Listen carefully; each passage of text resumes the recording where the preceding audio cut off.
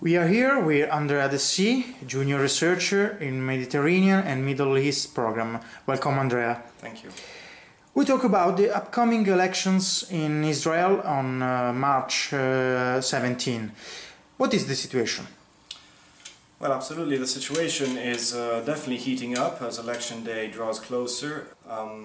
It will be interesting to see this election if it confirms what has been a constant trend or a mounting trend of Israeli society moving ever more so towards the right. The major issues around which people have been discussing are social and economic issues.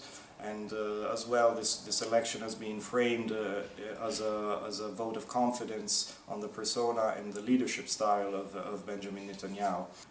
If we look at the polls, the latest polls coming in from Israel, we can predict that the election will be dominated by two major parties: the party of Benjamin Netanyahu, the Likud, which is polled at around 22 or 23 seats.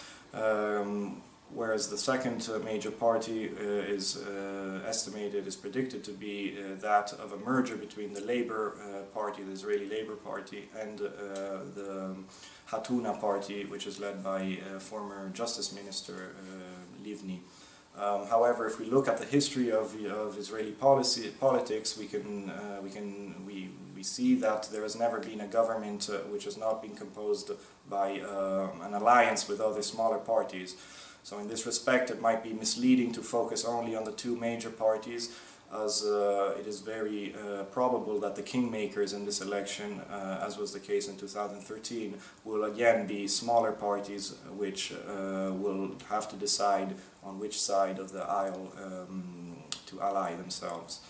Is there a crisis in the US-Israel relations? Well, a crisis is absolutely, it's a big word, a crisis. There has been definitely a lot of talk in the media of such a crisis. I would describe it more as a personal crisis between the leaders of the two countries. In this respect, Netanyahu's decision to come to the United States without consulting before with the Obama administration to give a very critical speech in the US Congress criticizing Obama's efforts to negotiate a nuclear deal with Iran has definitely increased the tensions between the two governments. Having said that, if we look at the wider elements of the US-Israel relationship, economic aid, military aid, strategic cooperation between these two countries, we can confidently say that the Obama administration has been a staunch and staunch supporter of Israel. So I would not describe it as a crisis. I would describe it as a trend which